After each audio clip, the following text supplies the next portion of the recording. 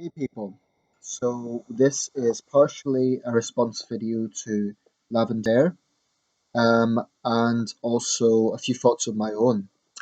I came across Lavendaire's video yesterday on how to stop caring what other people think of you.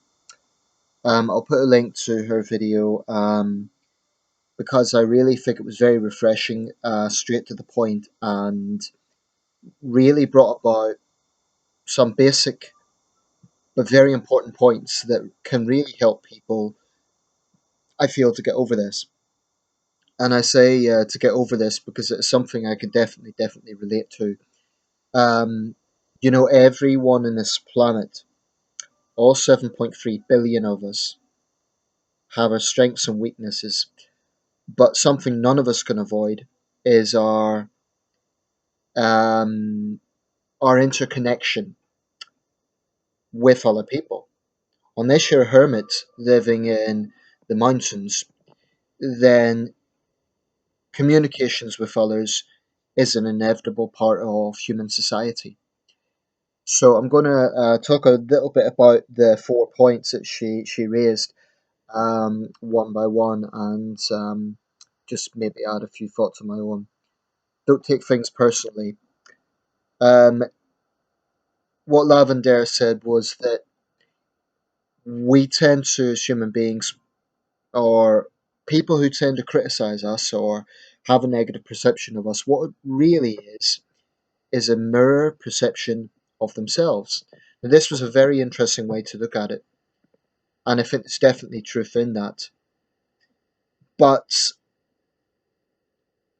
a lot of these points really are easier said than done, so don't take things personally. On the surface may sound very like a difficult guideline to reach, because most people hate the idea of being misunderstood, especially with friends or people they feel close to. Um, But if you look at this video, and I'll put a link to this, the way that she elaborates on these points really is very refreshing, and I would urge everyone to check it out. Love yourself. Well, with this again, on the surface, it may sound, oh, that sounds very vain, but actually, there is some real logic behind this. If you if you want to be a decent human being, if you want to treat other people generally, as a general concept, well, a starting point has to be being comfortable in your own skin. And I think this really comes down to the issue of confidence. I think that very often those who are very unpleasant people in terms of how they treat others, it kind of goes without saying that they lack confidence in themselves. But that is not to say that everyone who lacks confidence is a unpleasant person. It could also be that people are shy. And I think Lavender related herself to that point. Now, that's something that I've never really suffered from. I've never been a shy person. But there has been times when my confidence has went from really high to really low. It fluctuates quite a lot. I'm at a time in my life now, I'm 30 years old. I'm at a real turning point in my life where I'm really having some challenges, but I'm taking each day at a time, and I find that some of the philosophy of that video is very helpful to me. So I really think that issue about loving yourself, it's nothing to do with vanity. I think it has a lot to do with, and by the way, this isn't what she has said, I'm just projecting my own thoughts into this as well. It's all to do with having a starting point. It's a bit like you can't really get involved in charity work if you are yourself in a very desperate situation, because you need the starting point to have a basis to help others. I mean, it's a very noble endeavor wanting to be a good person, wanting to be have good relations with people. But as a starting point, you need to like yourself at the very least, if not love yourself at the very least, like yourself. So that is something I think that is very worthy to try and ascertain, to try and reach. The third point, stop being paranoid. Again, this is something I can relate to on a basic level.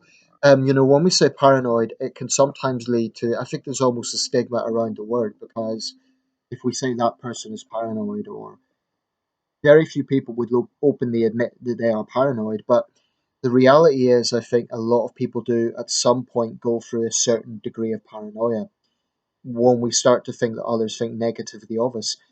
There's this kind of concept about paranoia that it automatically means like you're a dangerous person, and it's automatically related to dangerous forms of mental illness. I don't think that it is that dramatic. I think most people go through some paranoia at some point in their lives. Now, what she is saying is that it is very energy consuming. What Lavendaire seems to be saying is that it is very energy consuming, and that's a point I really agree with.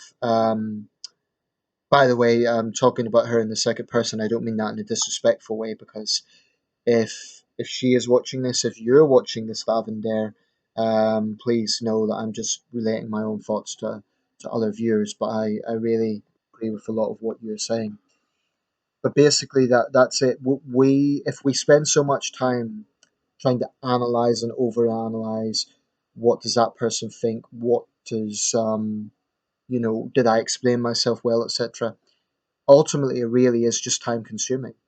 Which brings me to the fourth point that she made. Don't explain yourself. There's this tendency, and I must admit it's something that I do, to always try and validate or justify or explain why we believe in something, why we are arguing the case that we are arguing.